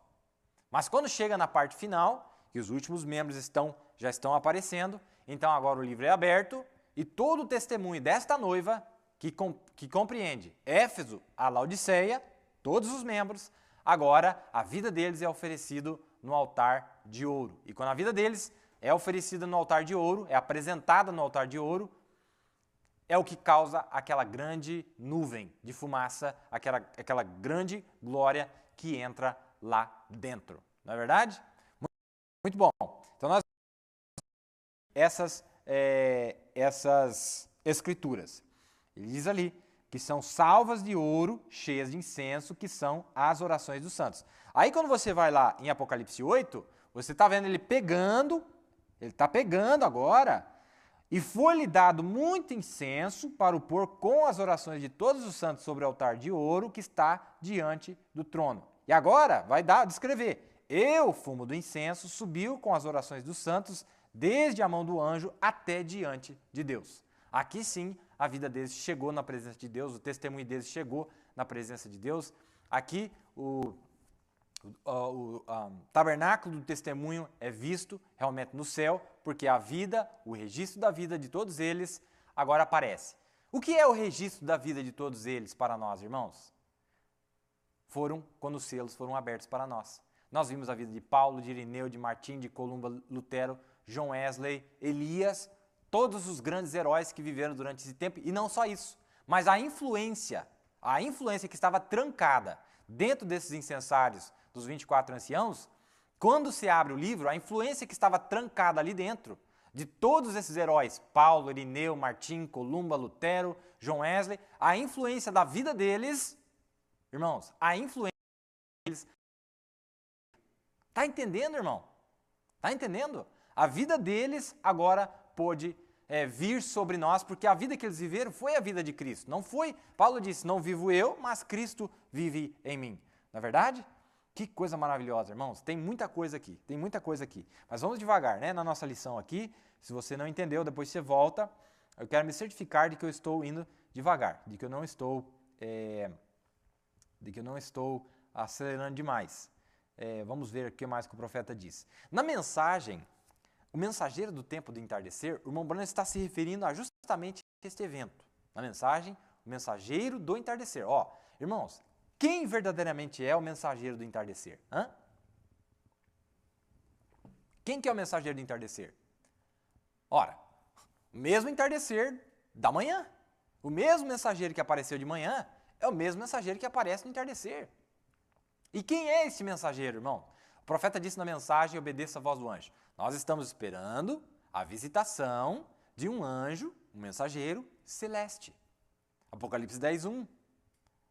Tinha que aparecer um anjo celeste, tinha que aparecer um mensageiro celeste, porque até a Bíblia diz em Apocalipse 5 que ninguém foi achado digno de fazer aquela obra. Mas teve um lá que foi achado digno, e era o Cordeiro, era Cristo, é o leão da tribo de Judá. Ele tinha que realizar esta obra por nós. Mas claro que ele estava refletindo o que ele estava fazendo lá, ele estava refletindo na terra. Aí você fala, mas isso aconteceu quando os céus foram abertos há 50 anos atrás. Não, mas esqueça. Lá foi o que Deus estava fazendo, liberando esta unção, e agora isso está sendo revivido na vida de cada um dos crentes, desde o primeiro átrio até o lugar santíssimo. Deus está, o mesmo Cristo, irmãos, que fez aquilo no primeiro mole que foi movido, a plenitude da palavra, todos os estágios da palavra, agora Deus volta em Eliseu e Deus quer realizar as mesmas obras, as maiores obras, oferecer o sacrifício da vida deles no altar de ouro. Dá para entender assim? Espero que dê para entender assim. E o fumo do incenso subiu com as orações dos santos, desde a mão do anjo até diante de Deus. Muito bem. Então para ali, e nós vemos que ali era a vida deles apresentada, que bate naquele fogo, naquela brasa original, que havia queimado o sacrifício há 2000 anos atrás, o mesmo fogo, o mesmo Espírito Santo, a mesma vindicação, os mesmos sinais, as maiores obras, bate ali agora na vida do crente. Irmãos, o que nós precisamos hoje então? Nós não precisamos, a vida do Cordeiro já foi imolada por nós. Já foi vindicada por Deus. O que nós queremos hoje, irmãos? Nós queremos a nossa vida apresentada no altar de ouro de Deus, para que queime, não só queime, esse incenso. Olha, irmão, e Deus não aceitava nenhum outro tipo de árvore, nenhum outro tipo de incenso, era uma árvore específica. Tem que ser a árvore noiva. Lembra da mensagem, a árvore noiva? Tem que ser a resina, a vida, a seiva, extraída só da árvore noiva. Se for outra árvore aí da ciência, do bem e do mal, estranho,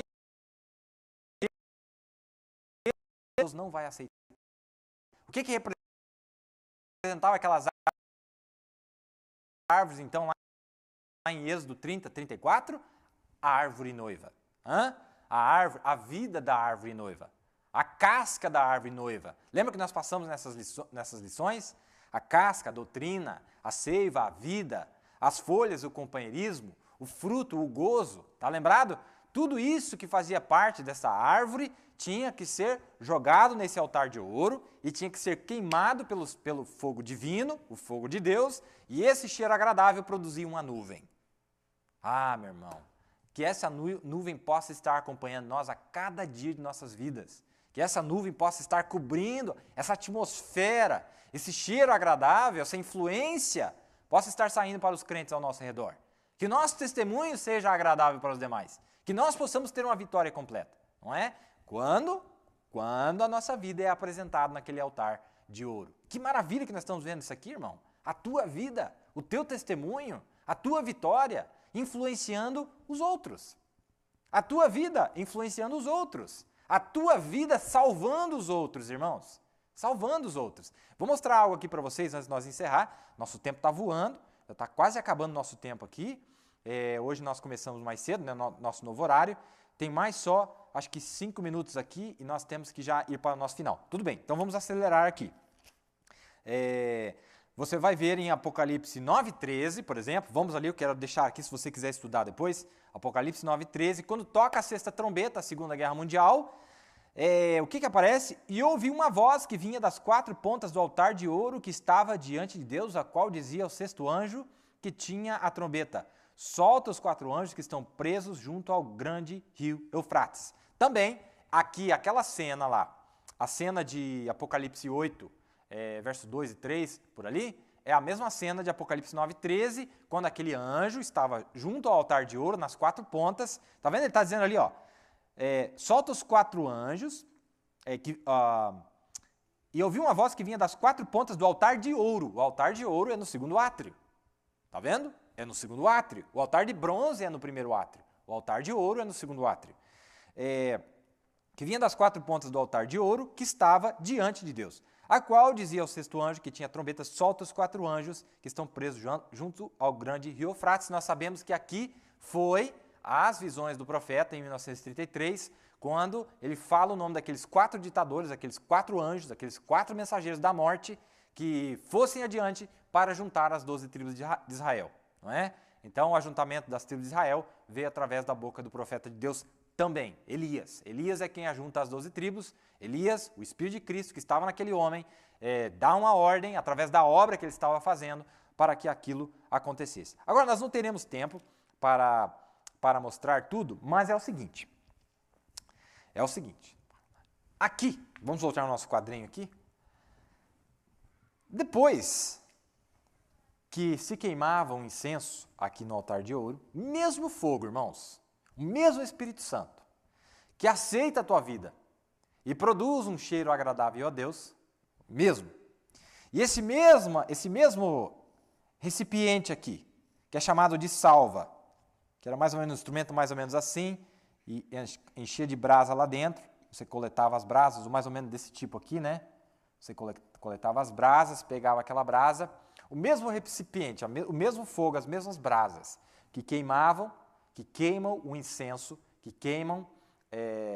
que vindicam a vida do crente, essa mesma mensagem, este mesmo poder, este mesmo evangelho, este mesmo fogo, este mesmo Espírito Santo. Agora, Deus pegava esse mesmo fogo aqui e ele jogava na terra. Quando ele jogava na terra, era o juízo que vinha sobre aqueles que não tinham uma vida para apresentar. Aqueles que não têm uma vida para apresentar, este mesmo fogo aqui é o juízo de Deus. Leia número 16 que você vai entender. Número 16, você vai ver tudo isso acontecendo. E aqueles homens, Datã, Coré, Abirão, eles não tinham uma vida. Tudo estava certo, o sacrifício havia sido oferecido, o cordeiro estava lá, o profeta estava lá. Mas a vida deles não condizia com o sacrifício oferecido. A tua vida tem que condizer com o sacrifício oferecido. E quando eles quiseram trouxeram esses incensários, com este fogo original aqui que estava no altar, e vieram diante de Moisés, o que Deus disse? Não aceito. O fogo está certo, o sacrifício está certo, mas a vida deles não, eu não aceito. E Deus disse assim, olha, separa no meio deles, e aí ele pega essas brasas que estavam no altar de ouro e lançam na terra, e é aquilo que joga o fogo de Deus caindo sobre eles. Você está em número 16, não tenho tempo para ler hoje, mas talvez na próxima lição. Eu quero voltar, porque nós vamos entrar em Apocalipse 15, Apocalipse 14 e Apocalipse 15, quando vou citar a Escritura para dar uma introdução para vocês, porque nosso tempo já foi. Está aqui em Apocalipse 15, eu quero mostrar para vocês. Aqui, ó, no verso 7. Olha que maravilha aqui, irmãos. No verso 6 diz assim, ó, e os 7 anjos que tinham as 7 pragas saíram do templo, vestidos de linho puro e resplandecente, e cingidos com cintos de ouro pelos peitos. Então aquela glória, aqueles 7 anjos, ao mesmo tempo que aquele fogo havia consumido a vida do crente, aceitado a vida do crente, tinha dado testemunho diante da presença de Deus de que eles eram aqueles santos que viveram uma vida pia, viveram uma vida por Cristo, viveram uma vida buscando agradar a Deus. Agora, aquele mesmo fogo, irmãos, através desses mesmos 7 mensageiros, tá? O que é o fogo de Deus, irmãos? O fogo de Deus é o fogo que veio através dos 7 candelabros lá também, ó, tá? É o mesmo fogo que queimou lá fora, queima os 7 candelabros e queima o incenso. O mesmo fogo, a mesma luz ali. Tá, eles saem do templo, vestidos de linho puro e resplandecente, cingidos com cintos de ouro pelos peitos. Nós mostramos isso aqui lá em Toledo, né? Você pode conectar isso aqui com Apocalipse 1, verso 13. Você pode conectar isso aqui com Apocalipse 14, verso 14. A descrição, como é que esses anjos estão vestidos. E tem uma dupla aplicação, juízo de Deus e ministério da noiva. Juízo de Deus e ministério da noiva. Tá? Aí diz assim, ó, e um dos 4 animais deu aos 7 anjos 7 salvas de ouro cheias da ira de Deus que vive para todos sempre. Sabe qual que é a ira de Deus aqui, irmão? Essa salva é essa mesma aqui, ó. é essa aqui, cheia das brasas que estavam em cima do altar, foram entregues para ele. Agora, a mesma brasa que queimou a tua vida, que vindicou a tua vida, o mesmo poder, a mesma palavra, o mesmo Espírito Santo, o que ele vai fazer com o mundo? Para aquele que não apresenta uma vida? Para aquele que não tem nada para apresentar? As pragas vão acertar eles em cheio. Isso aqui, irmão, é chamado da graça de Deus para o adorador verdadeiro e é chamado da ira de Deus para o adorador falso.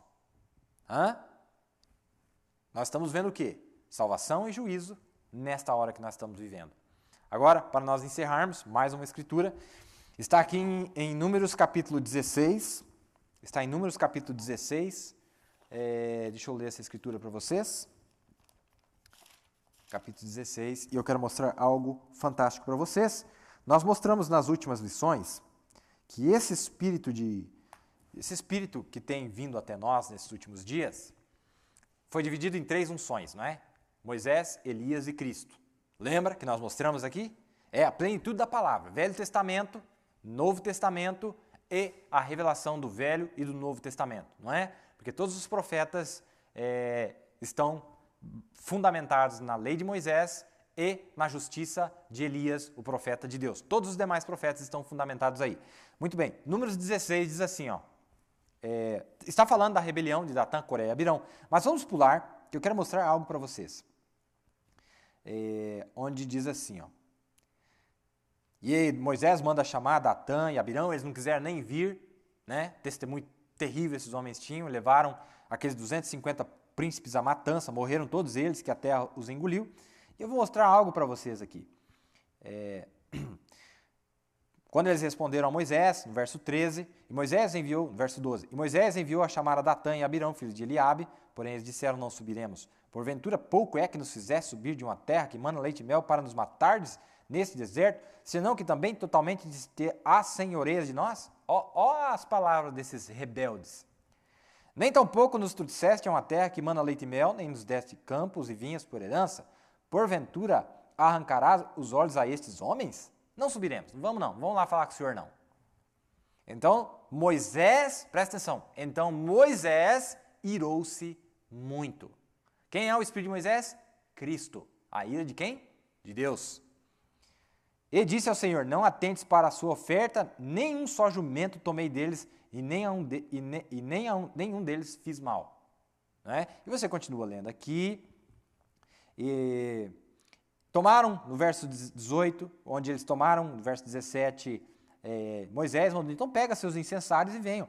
E 250 incensários também tu e Arão, cada um qual o seu incensário. E eles vieram, e depois vieram diante de Deus, e vocês podem ler o que acontece mais para frente, onde eles são, mas vamos ver aqui, mais para frente aqui. E a terra se abriu, no verso 32, e a terra abriu a sua boca e os tragou com as suas casas, como também a todos os homens que pertenciam a Coré e a toda a sua fazenda, e eles e tudo que era seus desceram vivos ao sepulcro, e a terra os cobriu, e pereceram no meio da congregação, e todo Israel que estava ao redor deles fugiu do clamor deles, porque diziam, para que porventura também não nos trague a terra a nós. Então saiu fogo do Senhor e consumiu os 250 homens que ofereciam o incenso. Tá, então quer dizer, na tua vida, quando você estiver oferecendo esse incenso perante o Senhor, é melhor você apresentar a vida cristã. Porque se você tentar apresentar esse incenso, ainda que seja a mensagem certa, vindicada, revelada por Deus, com o fogo que queimou o sacrifício há 2000 anos atrás, mas se você tentar apresentar lá, com uma vida que não condiz com a vida do Cordeiro, o que é que vai acontecer com você? O fogo vai cair. E qual é a promessa para estes dias finais, irmãos? Que o fogo atômico vai cair sobre a terra. Mas por quê? Por quê? Porque eles tentaram pegar a palavra de Deus, mas não apresentaram a vida junto com o sacrifício. Não chegaram diante do altar de ouro, apresentando uma vida, um cheiro agradável ao Senhor. Estou dizendo muita coisa aqui, mas nosso tempo realmente se foi. Tinha mais detalhes aqui que nós poderíamos mostrar. Leia esse capítulo, irmão. Faça isso aí. Leia esse capítulo inteiro, preste atenção nos detalhes que tem aí, porque aqui está revelando a cena de Apocalipse 14, Apocalipse 15. Olha que maravilha, irmãos. A brasa que queimou, o Espírito Santo que vindicou a vida dos cristãos nesse dia, é o mesmo Espírito Santo que trará o fogo atômico e o fogo divino da ira de Deus sobre a terra. Que Deus continue abençoando vocês. Agora nós vamos para a leitura dos nossos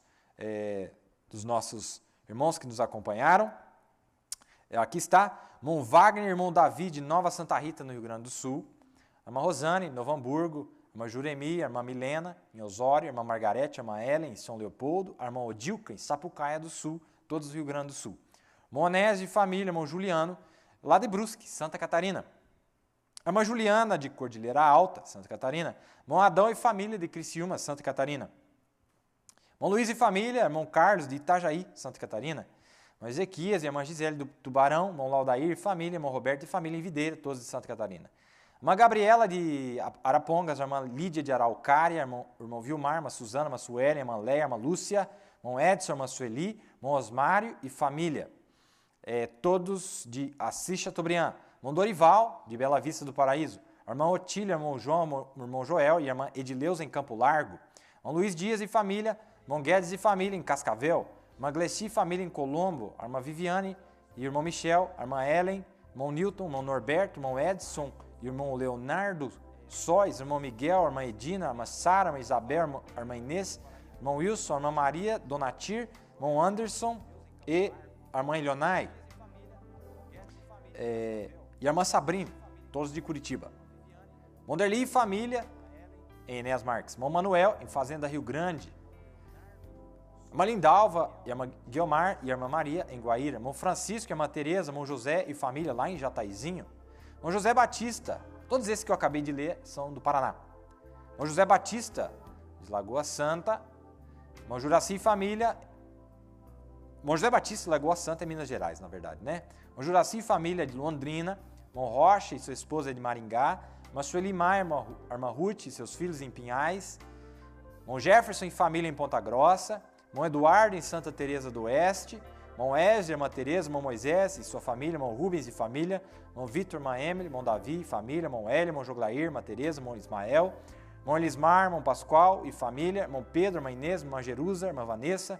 Irmão Lucas, irmã Ana Paula. Irmã Marília, irmão José Ferreira e família, em São José dos Pinhais, todos do Paraná também. Irmão Eli Vinícius, em Serra Morena. Irmão Alex, irmão Valmir.